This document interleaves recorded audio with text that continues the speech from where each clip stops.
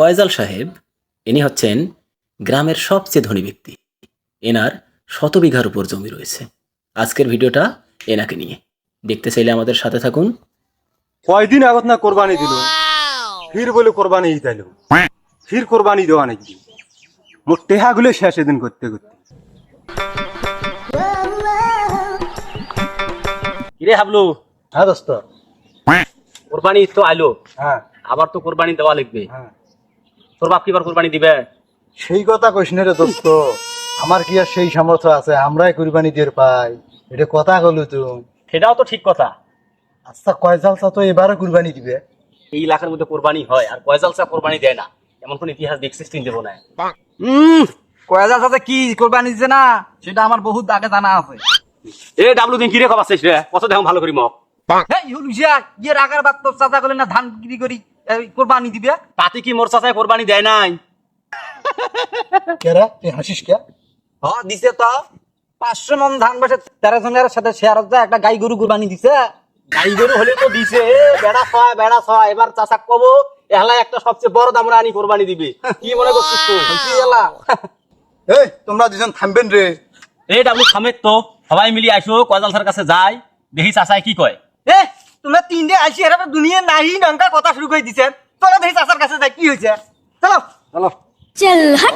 ঘোড়াই বেশি কয়জাল চাচা হয়েছে। তোমরা পেলে আগত কোরবানি দেওয়া শেখো।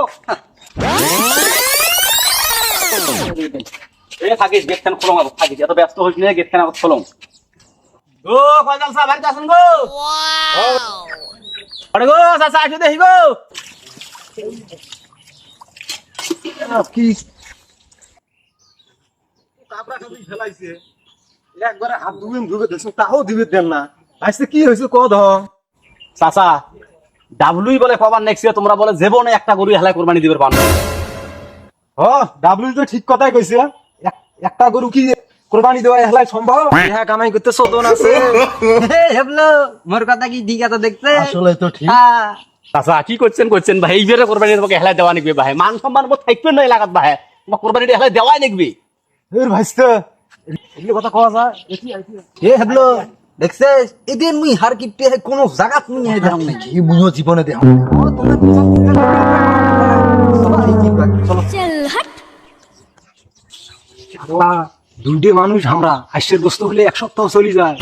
এত এত বড় গরু এনা জব করি গোস্ত থুম করে, বুঝিস না তুই? তোমার তুমি কয় বছর ঠিক মানে শুন চাচা একটা ফ্রিজ কেন ভাই?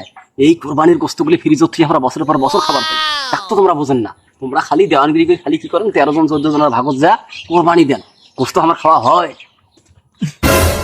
তুই তো ফির টেহার কাম বাজালু। হ্যাঁ তুই টেহা কি মরে এইভাবে তুই ধ্বংস করে ফেলাবু? টেহা পয়সার মত দরকার আছে না? হ্যাঁ ঘর বাড়ি গুলি কত ওই যে ভাঙা আছে, তাক ফিরে তুই খালি গরু নিয়ে কোরবানি খালি দিবের কোষ। হ্যাঁ কোরবানি দিবের কোষ, ফ্রিজ কিনবের কোষ, মোট টেহা গুলো এদিনে করবি শেষ। সেই জন্য চাচা আজকে সেন মুই বুঝনু মোর চাচি তোমার সংসার কে করে নাই, এই কিপ্টেমর কারণে তোমার সংসার করে নাই। এই যে দেখো তোমার যে জামাটা আছে, জামাটা তো তোমার আছে ঠিক আছে, দেখো তোমার জামাটার ওই কাকতল ছিঁড়ে লঙ্গি হান পিনছেন, তাহলে দেখো কি এদিন করি তোমার সংসার চলবে? এই সংসার মুই ছাড়া তোমার আছে কাই? গরু জব না করবেন কি জব করবেন তোমরা? তোমাকে উডানি জব করা দরকার তোমার আছে কাই? সংসারের মধ্যে যা সয় সম্পত্তি সত্য মানুষে খাবে। তুমি পাগলামো করিস নি। ওই যে ব্রয়লারের ফার্ম আছে, একটা করে জব করবো, 3 দিন 4 দিন করে খাবো, বুঝিস নাই? টেহা পয়সা দরকার আছে। এই যে এই দুনিয়া টেহা ছাড়া কাইও কিছু কোনো দাম দেয় না, বুঝছিস? ও চাচা থাকো তো, তোমরা তোমার টেহা ধরি, মুই এটা থাকবেন না, মুই চলি যাই। তোমার টেহার দরকার, তোমার টেহা আরো কামাই করো। টেহা তোমার চাচি যেমন চলে গেছে সংসার করে নাই, এই মুইও থাকবেন না। এই যে মুই গেলু তোমার সংসার দিয়ে তোমরা থাকো। আস্তে ধরো তুই এরকম পাগলা আছিস কে? কি কবু মোক ভালো করে বুঝি তো কবু। মোর বন্ধুর ঘরক মই বড় মুখ করি কইছ যে মোর চাচার অনেক সয় সম্পত্তি, চাচাই মোর এহলা একটা গরু কোরবানি দিবের পায়, একটা উট পর্যন্ত কোরবানি দিবের পায়। সেডে তোমরা মোর মান সম্মান ছোট করলেন, তোমার টেহা পয়সা তোমরা থাকো, মুই থাকবেন না। আর বড় কথা কি জানেন, এই এলাকার মধ্যে সয় সম্পত্তি এলা মানুষ হেলায় তোমরাই, কিন্তু তোমার নুসে চাইল চলন দিকে আমি বিশ্বাস করে না। তোমরা একদিন একটা কোরবানি দিবেন, সেই কোরবানির গোস্ত মোর বন্ধু বান্ধবের ফ্যামিলি যেগুলো আছে, পরিবার যেগুলো আছে সবাই মিলি খাইবে। হ্যাঁ আমরা যে একদিন খুশি হয় না, মনটা যে আমার শান্তি হয়, তাতে তোমার কিন্তু সার্থক। এই যে কষ্টটা করছেন সারা জীবন, এই কষ্টের এক না হলেও মূল্য কিন্তু পাইবে। আল্লাহ পাক তোমার উপর খুশি হতো, এটা তোমরা বোঝেন না। আস্তে তুই তো ওটা ভালো কথা কলু, সারা জীবন কামাই করছো, খালি টেহাই চিনছো, এই চিন্তাগুলো তো করো নাই, এটা তো ভালো বুদ্ধি। এটা মনে হয় এই কোরবানি দিলে মনে হয় পরকালেও ভালো শান্তিতে থাকা যাবে না?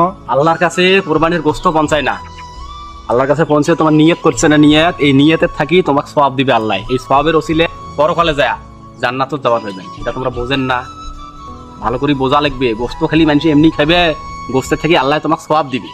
ভাইস্তে, ওই যে কামাই করছো আর খালি টেহাই দেখছো, কোনোদিন তো পরকালে চিন্তা করো নাই, গরিব দুঃখী মানুষের তুমি কোনো দাম দেন নাই, বুঝছিস? আচ্ছা যাই হোক, তুই মোর ভুলটা ভাঙালু। হ্যাঁ, তুমি তোর বন্ধু বান্ধব নিয়ে আজকে সিলমারি হাটে যাইস তো, হাটের মধ্যে যেটা দেখু সবচেয়ে বড় গরু, সেই গরুটা আনিস, তুই বন্দুক নিয়ে যা কিনি ধরি আসিয়ে ঈদের দিন কোরবানি দেবো। আজকে মুই মোর মন থাকি একবারে খাস দিলে মুই কলুম, আজ তুই তোর বন্ধু বান্ধব নিয়ে যা গরু কিনিয়ে আনলে যা, বিশেষ না হয়। আসো মোর সাথে, আসো দেখো আয়, আয়। করে দে। কি রে তোমরা আজকের গালে গেছে? হ্যাঁ, তোমার মতলবটা কি? হ্যাঁ,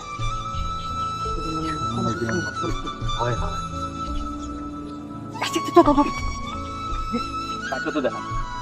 এ দোস্ত, চাচা তুমি রাজি করাইছো। চাচা কি কয় শোনো, আগত আগতে ধাপাধাপি করেন না, চাচা কত দেখি কি করবেন। এত কিপটে আর মুই থাকবেন নং, কারণ মুই বুঝছো হ্যাঁ, এই দুনিয়ার মধ্যে তেহা সবকিছু নয়। হ্যাঁ। গরু কিনবো সবচেয়ে বড় গরু রে। আজকে ওই যে ভাইস্তে দিলুম সাথে তোমার বন্ধু বান্ধব যতগুলো আছেন সবগুলো সুন্দর যায় সিলমারি বড় ঝেড়া গরু হাড়া, সেই গরুটা কিনে ধরি আসবে। এটা কোরবানি। কথা আপনি শুনবেন, চাচা কিন্তু এইবার পয়েন্ট কোনা বুঝতে পাইছি। বন্ধুরা আসুন আমরাও কয়জাল চাষার মতো আমাদের ভুল ত্রুটি শুধরে নিয়ে বছরে অন্ততপক্ষে একটা দিন গরিব এবং অসহায় মানুষের পাশে গিয়ে দাঁড়াই।